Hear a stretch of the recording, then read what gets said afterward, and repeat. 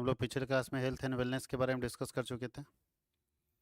उसका पहला क्लास हम लोग ले चुके हैं। आज हम लोगों को देखना है इटियोलॉजी क्या होता है और इसके कितने प्रकार होते हैं। बोलता है यदि आप अपने मित्र को लगातार हिचकी के कारण का पता लगाते हैं तो वह अविश्वसनीय रूप से आभारी होगा, क्योंकि हिचकी समझते हो, ये भी एक बीमारी का कारण है। इसी को हम लोग इटियोलॉजी बोलते हैं। इसके क्या कारण हो सकते हैं? तो पाचन तंत्र, बोलता है भूख नहीं लगने के कारण कभी कभी हो जाता है। दूसरा क्या है? भोजन करने की इच्छा नहीं होने पर हिचकी आ जाता है। दूसरा क्या है? एसिडिटी के कारण हो सकता है। इतने सारे प्रॉब्लम्स हो सकते हैं, उसके कारण ये समस्याएं आ सकती है, ये सारी बीमारियां आ सकती है। सारा चीज़ देखते रहिएगा करके। एक से कुछ कुछ तो ऐसा मेडिकल टर्म है कि हम लोगों के लिए बोलना मुश्किल है। हालांकि कुछ जैसे रिस्पायरेटरी सिस्टम के अंदर क्या है, बोलता है स्वर यंत्र की शोध, सूजन जिसको हो सकता है उसके कारण, खांसी के कारण, जुकाम के कारण, सर्दी के कारण, फेफड़े में शोध के कारण, पसली का दर्द के कारण, अस्थमा के कारण भी। आँख का रोग को क्या क्या हो सकता है? आँख में कौन कौन सा बीमारी हो सकता है? आँख में कुछ पड़ जाना, आँख दुखना, ठीक है, पपोटों की सूजन, गुहेरी होना, कुकरे होना, ये सब आँख का है। कान का रोग जानते हैं, कान का दर्द हो सकता है, कान का बहना हो सकता है, कान में मैल हो सकता है, तीव्र मध्यक्रम प्रदाह हो सकता है, कान की पुरानी शोध हो सकता है, कान का एक्जिमा हो सकता है, कान में फोड़ा हो सकता है। मुंह में क्या क्या रोग है? तो मुंह में सूजन और छाले पड़ जाते हैं रोग के रूप में। युवला गुल सुंडिका, काकला का गिरना, ये सब, गले का दर्द, ठीक है, ये सारा रोग हो सकता है मुंह में। मसूड़े में पीप पड़ जाना। बुखार में कौन कौन सा है? तो देखिए बुखार, इतने सारे बुखार होते हैं। कौन कौन सा बुखार है? सबसे पहला बुखार कौन सा है? टाइफाइड फीवर हो सकता है, मलेरिया बुखार हो सकता है ना। उसके बाद प्लेरल फीवर हो सकता है, इन्फ्लुएंजा फीवर हो सकता है, और वायरल फीवर हो सकता है। ज़्यादातर हम लोग जो शिकार होते हैं किसके होते हैं? वायरल फीवर के शिकार होते हैं। मतलब नहीं बोलता कि अभी ये वायरल है, सबको मिल रहा है। ये कब होता है? जब मौसम चेंज होता है। जब भी मौसम चेंज होगा और हमारे बॉडी के हिसाब से अगर इन्वायरमेंट सेट नहीं बैठा तो वायरल फीवर आएगा। खांसी, सर्दी, जुकाम, ठीक है, जहाँ भी मौसम चेंज हुआ आप बीमार पड़ेंगे। और इसमें देखिएगा पूरा भीड़ रहता है डॉक्टर के पास वायरल फीवर में। लेकिन वायरल के अलावा ये सब फीवर थोड़ा टेंशन है। मलेरिया टेंशन है, टाइफाइड टेंशन है, ये सब टेंशन है वाला फीवर है। यहाँ पे जब होगा तो आपको बहुत वीक कर देगा। वायरल फीवर एक, भाई पैरासीटामोल खाओ और एक एंटीबायोटिक खाओ, ठीक हो जाएगा।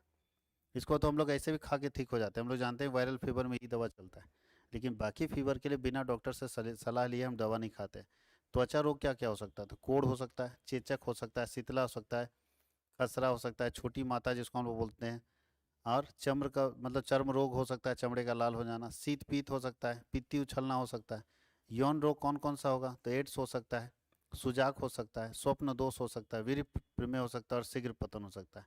ये सारे रोग है जो हम लोगों के अलग अलग कंपोनेंट से होके, आँख का, कान का, शरीर का, सबका। अब हम लोग पढ़ने वाले कम्युनिकेबल डिजीज कौन होता है? कम्युनिकेबल डिजीज का मतलब छुआछूत की बीमारी, एक से दूसरे में फैलने की बीमारी। अब जो बताओ, मलेरिया फैल जाएगा? मलेरिया वाले के संपर्क में रहेंगे तो फैलेगा नहीं, जब तक वो मच्छर हमको काट ना ले। टाइफाइड भी नहीं फैलेगा, अगर टाइफाइड के आदमी के संपर्क में तो नहीं फैल जाएगा। लेकिन ये सारी बीमारियां ऐसा है जहाँ बच के रहना ही सुरक्षा है। इसका कोई बचाव दवा नहीं है। इसका बस दवा क्या है कि उससे दूर रहिए। जैसे कोरोना, कोविड क्या था?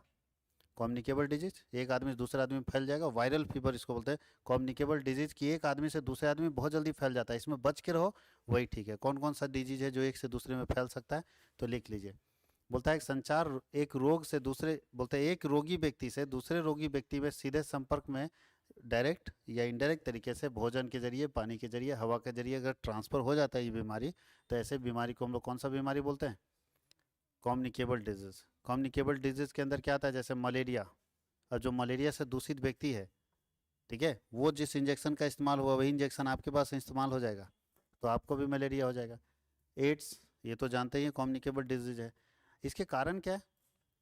क्यों कम्युनिकेट होता है? बोलता है रोज रोगजनक ले जाने वाले व्यक्ति के साथ अगर सीधा संपर्क, डायरेक्ट कांटेक्ट हुआ तो आप बीमार हो जाएंगे। कोविड भी इसमें आ जाएगा, कोरोना। रोगजनकों वाले शारीरिक तरल पदार्थों के संपर्क में, अगर उसका शरीर से कोई लिक्विड चीज़ें निकला और उससे आपका कांटेक्ट हो गया तो भी बीमारी हो जाएगी। तीसरा क्या है?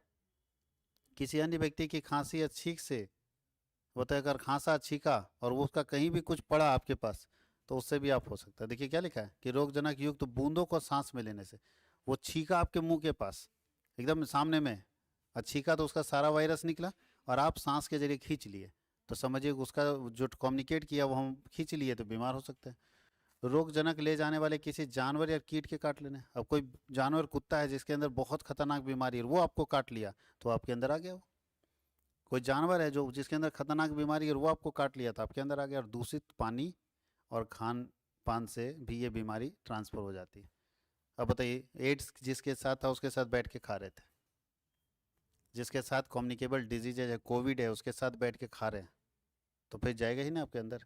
तो ये भी कारण हो सकता है। रोकथाम क्या है, क्या बचाव हो सकता है ऐसे बीमारी का, अगर ऐसा हो जाता है किसी के साथ तो बचाव क्या है? तो याद कीजिए, कोरोना में सबसे पहले बचाव क्या था?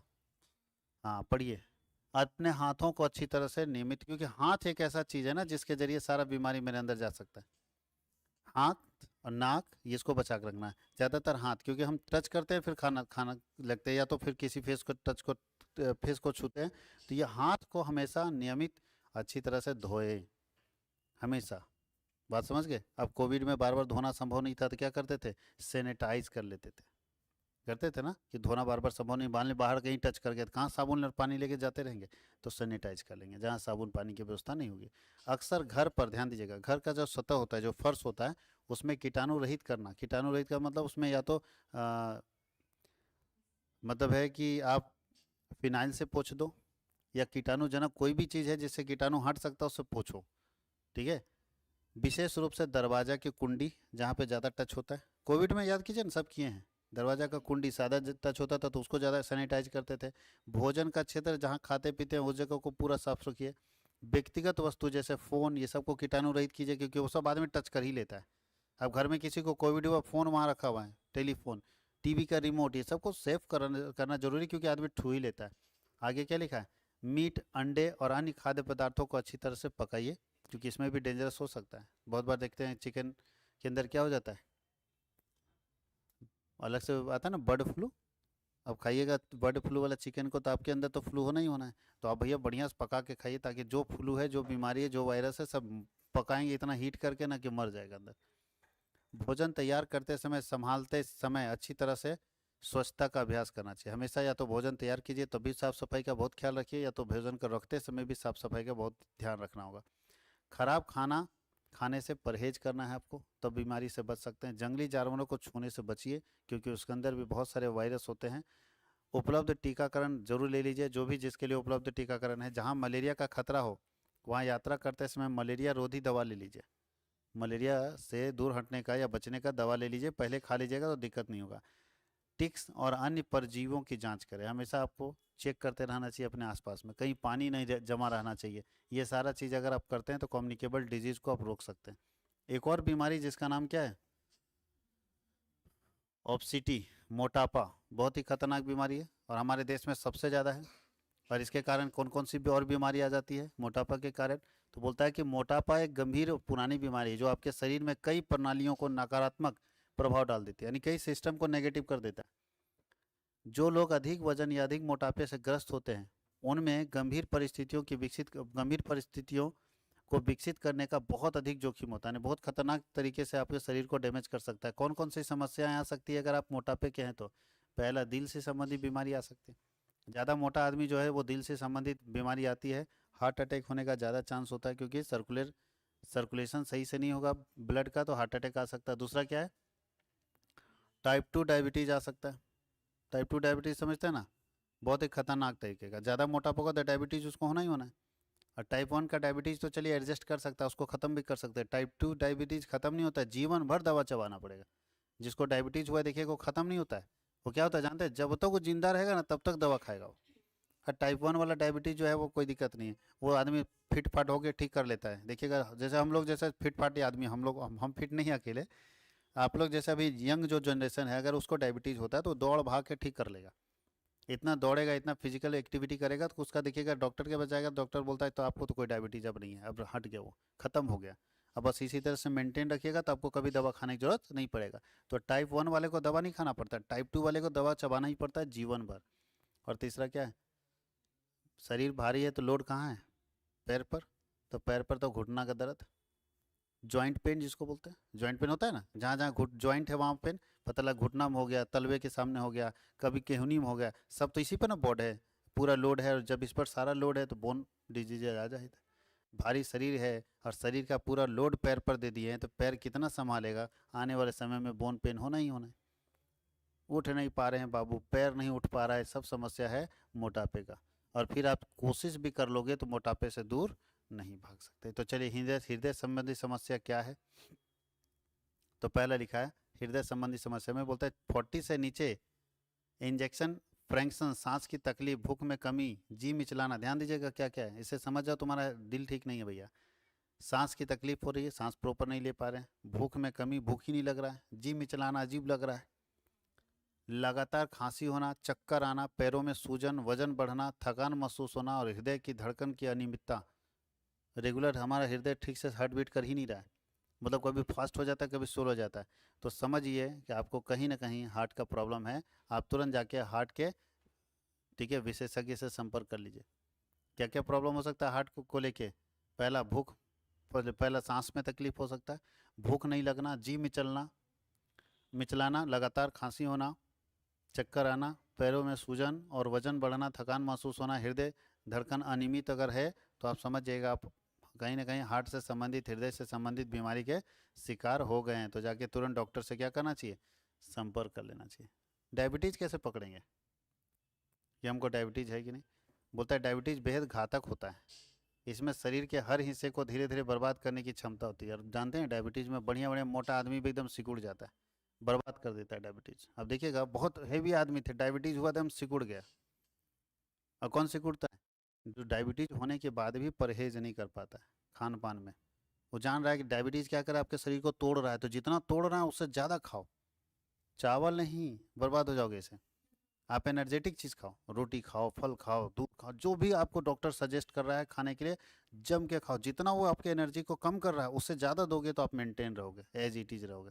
और जो आदमी नहीं दे पाता वो देखिएगा बढ़िया बढ़िया आदमी एकदम हिला हुआ हो जाता है, पतला दुबला हो जाता है।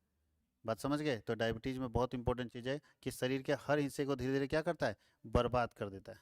और इसके कारण कितनी बीमारियां आ जाती, बहुत बीमारी इसके कारण आ जाता है, डायबिटीज़ के कारण। क्योंकि शरीर कमज़ोर होगा तो सर लाखों बीमारी आ जाएगी।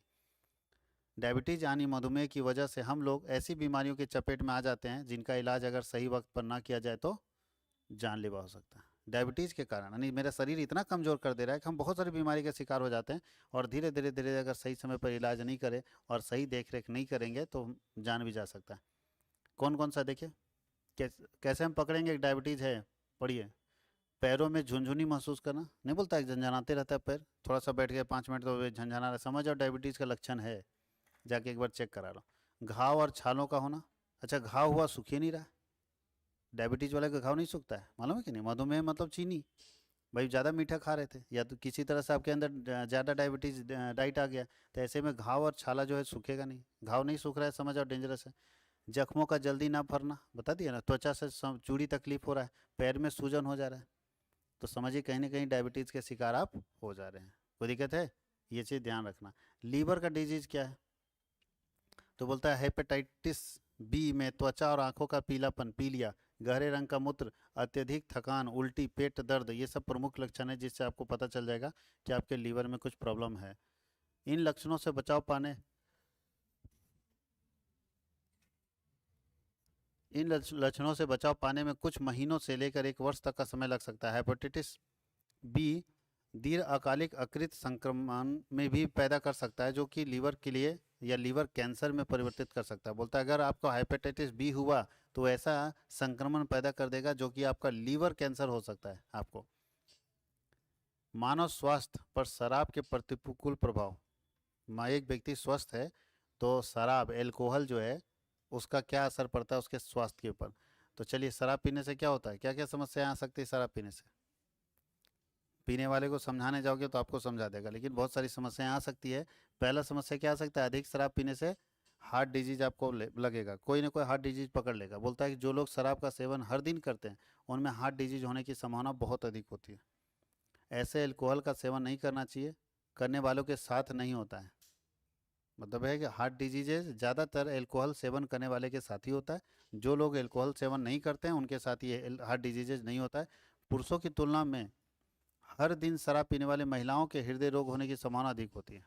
अगर कोई महिला हर दिन शराब पीती है तो पुरुषों की तुलना में, चूंकि पुरुष थोड़ा खा पी के भी मजबूत रहता है तो उसमें चांसेस कम होता है, महिलाओं में चांसेस ज़्यादा होते हैं। कोई दिक्कत है? क्या क्या समस्या आ सकती है? हाई ब्लड प्रेशर हो सकता है, हार्ट फेलियर हो सकता है, स्ट्रोक लग सकता है। स्ट्रोक मतलब अचानक झटका दिया और ख़त्म हो गया, नहीं बोलता उसको, हार्ट अटैक आ गया, स्ट्रोक मार दिया अचानक। एल्कोहल के सेवन से इनफर्टिलिटी की समस्या भी हो सकती है, यानी कई अध्ययन में यह कहा गया कि प्रेग्नेंट महिलाओं को शराब पीना उनके साथ ही उनके गर्भ में पल रहे शिशु को भी नुकसान पहुंचा सकता है। हमारे कल्चर में तो ये सब नहीं है। इससे प्री मेच्योर डिलीवरी भी हो सकती है, यानी 9 महीने से पहले डिलीवरी हो जाएगी अगर आप पहले शराब। मिस कैरेज हो सकता है, बच्चा आपका बर्बाद भी हो सकता है। नहीं, ये सब समस्याएं आ सकती है अगर आप शराब पीते हैं प्रेगनेंसी के केस में। तो आपका जो जन्म लेने वाला बच्चा है उसके साथ भी समस्याएं आ सकती है, वो भी फिट नहीं रहेगा। एल्कोहल के सेवन करने से लीवर को भी हो सकता है नुकसान। बोलता है कई अध्ययन में भी यह भी सामने आए और चिकित्सकों का कहना भी है कि अगर शराब का सेवन सबसे ज़्यादा लीवर को नुकसान पहुंचाता है, लीवर डैमेज करता है। लीवर शरीर से हानिकारक और विषाक्त पदार्थों को तोड़ने और बाहर निकालने का काम करता है। लीवर का काम क्या है? हमारे शरीर में जितना खराब चीज़ है उसको बाहर निकालता है। अब वही काम नहीं करेगा तो खराब चीज़ अंदर रह जाएगा, तो पैसे मर जाएंगे हम लोग। इसलिए लीवर फेल होता है तो आदमी मुश्किल में पड़ जाता है। हालांकि नियमित रूप से अधिक मात्रा में शराब पीना लीवर की इन सभी महत्वपूर्ण प्रक्रियाओं को बाधित कर सकता है और यह लीवर का सूजन और लीवर रोग के जोखिम को भी बढ़ा सकता है। लीवर डिजीज होने से शरीर में टॉक्सिन और हानिकारक पदार्थ जमा होने लगते हैं। टॉक्सिन शरीर में जमा होगा तो क्या होगा? जिससे मौत भी हो सकती है, क्योंकि टॉक्सिन्स को बाहर निकालने का, जितना हानिकारक पदार्थ है उसको बाहर निकालने का काम किसका है? लीवर का। लीवर ही आपका खराब है तो टॉक्सिन शरीर में रह गया। जब शरीर में खतरनाक खतरनाक चीज़ रह रहा है तो डेथ हो जाएगा सीधा। इसलिए लोग बोलता है कि लीवर फेल हो गया जिसके कारण डेथ हो गया। लीवर फेल नहीं हुआ, लीवर फेल मतलब काम करना बंद कर दिया। तो लीवर का जो काम था वो क्या था? कचरा को बाहर निकालना। अब कचरा उसके शरीर से बाहर निकल नहीं रहा है तो मर गया वो। बोलते समय शब्दों का अस्पष्ट उच्चारण, ये भी बहुत इंपॉर्टेंट। बोलता है कि जो लोग ज़रूरत से ज़्यादा शराब पीते हैं उन्हें क्या होता है? ये तो खैर सब जानते हो, शराब ज़्यादा पीने वाला आदमी एकदम क्लियर बोलता है, सब इतना अच्छा बोलता है कि सब बात समझ में आ जाता है। नहीं, वो बोलने में थोड़ा दिक्कत होता है लोगों को, शब्द बोल नहीं पाता है, लड़खड़ाता है। शराब पीने के बाद तो समझ ही नहीं आता क्या बोल रहा है। ठीक है, आधा तो इंग्लिश हिंदी सब उड़ा देता है। तो ये सब पढ़ना है आपको, ये सब पढ़ सकते हैं। एल्कोहल का अधिक लेने से एस्ट्रोपोरिसिस का खतरा हो सकता है। ठीक है, लकवा जिसको बोलते हैं। बोलता है कि हड्डियों में से संबंधित रोग के होने की खतरा बढ़ जाता है। एक अध्ययन में शामिल कुछ लोगों को ऑब्जर्व करने पर पता चला कि जो लोग प्रत्येक दिन 2 ड्रिंक या अधिक पीते हैं उनमें एस्ट्रोपोरोसिस होने की संभावना 1.63 गुना अधिक होती है, यानी लगभग दुगुना होता है। ऐसा इसीलिए क्योंकि अधिक पीने से पोषक तत्व जैसे कैल्शियम, विटामिन डी का खत्म हो जाता है, और वो खत्म हो जाता है तो इन दोनों ही त्वचा हड्डियों के सेहत के लिए, बताइए, दोनों तत्व जो है कैल्शियम और विटामिन डी, दोनों हड्डी को मजबूत करते हैं। अब तुम्हारा हड्डी को मजबूत ही नहीं हो रहा है क्योंकि शराब पी रहे होती है, दोनों खत्म हो रहा है। हड्डी कमजोर होगा तो क्या होगा? पैरालिसिस मार देगा। फिर आदमी जो फिट है अचानक एक पोर्शन ही काम करना बंद कर देता है और लकवा का शिकार हो जाता है। तंबाकू का क्या है साइड इफेक्ट है? तंबाकू बहुत डेंजरस है क्या? जी, उतना डेंजरस नहीं लेकिन डेंजरस है, माउथ कैंसर कर देगा। पढ़िए, यह केंद्रीय तंत्रिका तंत्र और तंत्रिकीय आवेग के संचरण के मार्ग को प्रभावित करता है। कम मात्रा में इसका उपयोग मस्तिष्क के विभिन्न केंद्रों को उत्तेजित करता है। ध्यान दीजिएगा, इसलिए लोग खाता था पुराने ज़माने में। अगर कम तंबाकू आप ले रहे हैं, कम खैनी खा रहे हैं, तो ऐसी स्थिति में शरीर का बहुत सारा केंद्र है जिसको उत्तेजित करता है, नहीं एनर्जेटिक बनाए रखता है। नहीं तो कोई खाता है तो पूरा एनर्जेटिक रहता है। कम, लेकिन ज़्यादा मात्रा में लेने लगोगे तो डेंजरस हो जाएगा आपके लिए। तो उत्तेजित करता है, परंतु इसका लंबा उपयोग तांत्रिक तंत्र की क्रियाशीलता को कम करता है। फिर धीरे धीरे अगर लगातार यूज करते जाएंगे तो आपका जो एक्टिविटी धीरे धीरे क्या करता है? कम कर देता है। लेकिन शुरुआत में जो लोग नौजवान लड़का होता है वो कैसे बोलता है कि जब खाते हैं तो मज़ा आ जाता है। तो मज़ा क्यों आता है? क्योंकि उसको उत्तेजित करता है, हर केंद्र को उत्तेजित करता है, हर पोर्शन को एक्टिव कर देता है वो। बात समझ गए? लिखिए से, यह एंड्रेनालिन के स्राव को प्रेरित करके रक्त दाब और हृदय गति को बढ़ाता है। इससे दो चीज़ होता है, ब्लड प्रेशर और हार्ट बीट दोनों को बढ़ा देता है, और रक्त दाब को बढ़ाकर यह हृदय गति की बीमारियों को उत्तेजित करता है। तंबाकू के धुएं में carbon dioxide, carbon monoxide CO और एरोमेट्रिक हाइड्रोकार्बन और तार भी पाया जाता है। CO रुधिर की O2 संवहन क्षमता की को कम करती है और कार्बन हाइड्रोकार्बन कैंसर को प्रेरित करता है। इस कारण तंबाकू चबाने वालों के मुंह में, धूम्रपान करने वालों के गले में और फेफड़े में कैंसर का खतरा अधिक होता है। जो तंबाकू चबाते हैं उनका गले, मुंह में कैंसर हो सकता है। जो लोग धूम्रपान करते हैं उसके फेफड़े में और गले में कैंसर होने का ज़्यादा खतरा होता है। तंबाकू का किसी भी रूप में उपयोग लार और सही रसों के अधिक वन को प्रेरित करता है, जिससे आमाशय में अम्लीय क्षमता बढ़ जाती है, फलतः आहार नाल में अल्सर का खतरा बढ़ जाता है और श्लेष्मा की शोषणशीलता कम हो जाती है।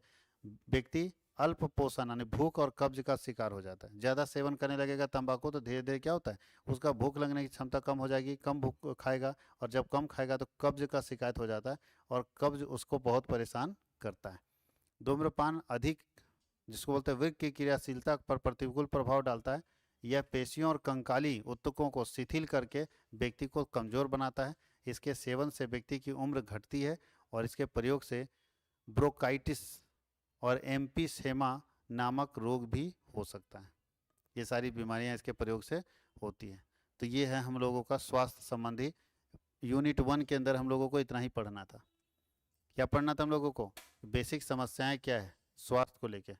अब हम लोग थोड़ा आगे देखेंगे, हम लोगों को योग भी पढ़ना है, रामदेव बाबा का सारा योगासन पढ़ना है कि किस योगासन से क्या फ़ायदा होगा, क्योंकि हम लोगों के सिलेबस में योग भी दिया हुआ है कि किस योग से क्या फ़ायदा होने वाला है। तो पहले तो हम लोग देखें बेसिक बीमारियां क्या क्या है, और बीमारियां पहले हम लोग ये बस इसमें खाली इंट्रोडक्शन देखेंगे बीमारी है क्या और वो आएगा कहाँ से। फिर हम लोग धीरे धीरे देखेंगे कि इसको हम ठीक कैसे कर सकते हैं, अपने आप को फिट कैसे कर सकते हैं और फिट करने के लिए क्या क्या उपाय हमारे पास है। तो एक एक चीज़ को हम लोग देखेंगे। तो आज हम लोग यूनिट 1 चूँकि हम लोग का कंप्लीट हो गया तो यहीं तक हम लोग रखेंगे। अगले क्लास में हम लोग यूनिट 2 में इंटर करेंगे।